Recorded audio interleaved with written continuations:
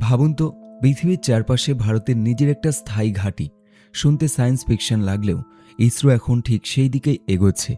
এই প্রকল্পের নাম ভারতীয় অন্তরিক্ষ স্টেশন, সংক্ষেপে BAS। এটা হবে ভারতের প্রথম নিজস্ব মহাকাশ স্টেশন। মানে মহাকাশে এমন একটা ল্যাব যেখানে বিজ্ঞানীরা দীর্ঘ সময় ধরে থেকে গবেষণা করতে পারবেন। কিন্তু এই স্টেশন একদিনে বানানো হবে না। ইসরো এটাকে মডিউল ধরে ধরে তৈরি করার পরিকল্পনা করছে। প্রথম ধাপে পাঠানো হবে BAS-01 নামের একটি মডিউল।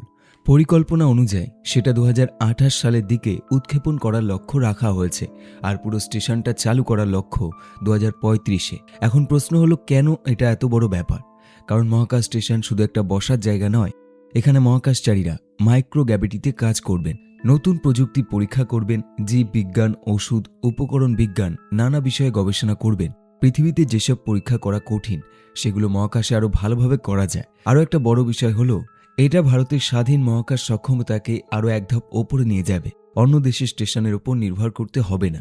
নিজেদের প্রযুক্তি, নিজেদের মিশন, নিজেদের কক্ষপথে নিজেদের উপস্থিতি, এই তিনটিই হবে ভারতের বড় শক্তি। এর আগে ইসরোর গগনয়ান মিশন মানব মহাকাশ যাত্রার পথে গুরুত্বপূর্ণ ধাপ হবে, কারণ মানুষকে মহাকাশে পাঠানো, তাদের নিরাপদে রাখা, আবার ফিরিয়ে আনা, এসব দক্ষতা ছাড়া একটি স্থায়ী মহাকাশ স্টেশন সম্ভব নয়।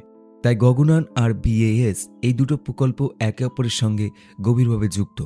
সোজা কথায়, ইসরো শুধু একটা স্পেস স্টেশন বানাচ্ছে না, ওরা তৈরি করছে ভারতের ভবিষ্যতের মহাকাশ পরিচয়। আজ পরিকল্পনা, কাল মডিউল, আর ভবিষ্যতে পৃথিবীর কক্ষপথে ভারতের নিজস্ব ঘর। এরকমই ভিডিও পেতে পেজটি অবশ্যই ফলো করে রাখুন। আবার দেখা হবে পরের একটি ভিডিওর সাথে। দেখতে থাকুন।